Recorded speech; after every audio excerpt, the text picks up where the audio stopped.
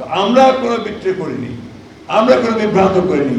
বিভ্রান্ত বিট্রিয়াল যিনি আসে এই ঐক্যমত্য কমিশনে যারা দায়িত্বে আছেন তাদের কাছ থেকে এসেছে, জনগণের সঙ্গে প্রতারণা করেছেন, যেটা আমরা তাদের কাছ থেকে আশা করি। It's a breach of trust. এটা হচ্ছে একটা আস্থা যে আমরা রেখেছিলাম, সেই আস্থাটা বিশ্বাসযোগ্যতা তারা এখানে বিশ্বাসঘাতকতা করেছেন। গণভোট নির্বাচনের আগে করার কোনো সুযোগ এখন আর নাই। আজকে যে সংকট তৈরি হয়েছে, এই সংকট সত্যিকার অর্থে তৈরি করেছেন বর্তমান অন্তর্বর্তীকালীন সরকার এবং তাদের যে কমিটিটা তৈরি করেছিলেন, অর্থাৎ রিফর্মস কমিশন। এই কমিশন দীর্ঘ প্রায় 1 বছর বা 8 মাস 9 মাস তারা এই কমিশনে, ঐক্যমত্য কমিশনে তারা আলোচনা করেছেন ঐক্যমতের বিভিন্ন বিশ্ব সংস্কারের বিভিন্ন বিষয়গুলো নিয়ে। প্রায় অনেকগুলো বিষয়ে একমত হয়েছেন, কয়েকটা বিষয়ে আমরা একমত হতে পারিনি। সে বিষয়গুলো আমরা নোট অফ ডিসেন্ট দিয়েছিলাম, অর্থাৎ আমাদের এখানে মতভেদ থাকলেও আমরা মূল যে সনদ, সেই সনদে আমরা স্বাক্ষর করেছি। এটাই নিয়ম এবং এটাই নিয়ম যে আমরা যখন ইলেকশনে যাব, ম্যানিফেস্টোতে এই বিষয়গুলো থাকবে। জনগণ যদি আমাদের ভোট দেয়, তাহলে আমরা সেই বিষয়গুলো আবার সামনে নিয়ে আসবো, সেগুলো আমরা পার্লামেন্টে পাস করে আমরা সেটাকে দেশের যে পরিবর্তন, সেই পরিবর্তনটা নিয়ে আসবো। আর জনগণ ভোট না দেয়, তাহলে সেটা বাদ হয়ে যাবে। আবার সেটা যখন সাবমিট করা হলো, বৃষ্টি হচ্ছিল, মনে আছে আমরা সনদ স্বাক্ষর 17 তারিখে, সেই দিন বৃষ্টি হচ্ছিল, তার আগে আবার গোলযোগও হয়ে গিয়েছিল, সব কিছু লণ্ডভণ্ড হয়ে গিয়েছিল। সেটাকে আবার ঠিকঠাক করে আমরা সমস্ত রাজনৈতিক দলগুলো যখন একমত হয়ে সেখানে স্বাক্ষর করলাম, বৃষ্টির মধ্যে ছাতা পড়ছিল, ছাতা ধরে দেখা গেল যখন এটা ওনারা উপস্থাপন করলেন অন্তর্বর্তীকালীন সরকারের প্রধান উপদেষ্টার কাছে, সেটা অনেক পার্থক্য। বিশেষ করে আমরা যে নোট অফ ডিসেন্টগুলো দিয়েছিলাম, সেগুলো সে উল্লেখ করা হয়।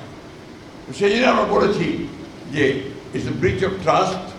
এটা হচ্ছে একটা আস্থা যে আমরা রেখেছিলাম, সেই আস্থাটা বিশ্বাসযোগ্যতা তারা এখানে বিশ্বাসঘাতকতা করেছেন, জনগণের সঙ্গে প্রতারণা করেছেন, যেটা আমরা তাদের কাছ থেকে আশা করি।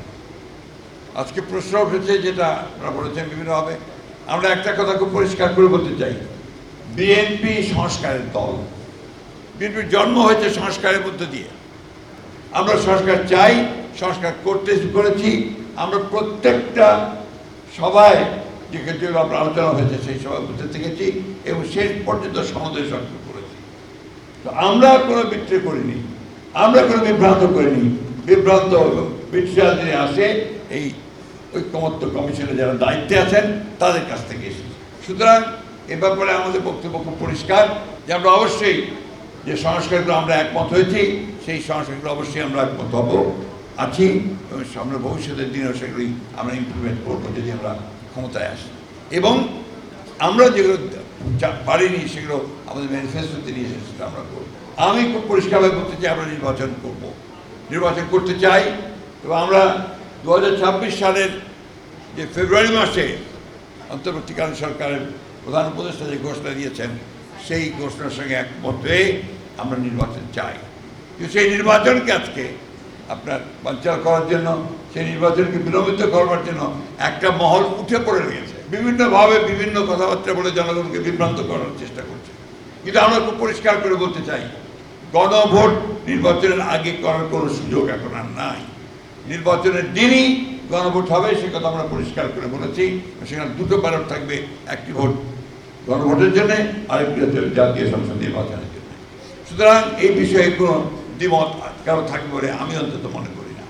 আজকে যারা এই নিয়ে গোলমাল করছেন, রাস্তায় নেমেছেন, তাদেরকে অনুরোধ করব, দয়া করে জনগণকে অনেক বিভ্রান্ত করেছেন, অতীতে অনেক করেছেন, সেগুলো আমি বলতে চাই না। এক সময় আপনারা এই দেশের সকল মানুষের চাহিদা ছিল পাকিস্তান স্বাধীন করে, আপনারা সেটার বিরোধিতা করেছেন। 1971 সালে মুক্তিযুদ্ধের বিরোধিতা করেছেন। আজকে দয়া করে জনগণ যে নির্বাচন চায়, সেই নির্বাচনের বিরোধিতা করবেন না। Next level, well done, side by side, free.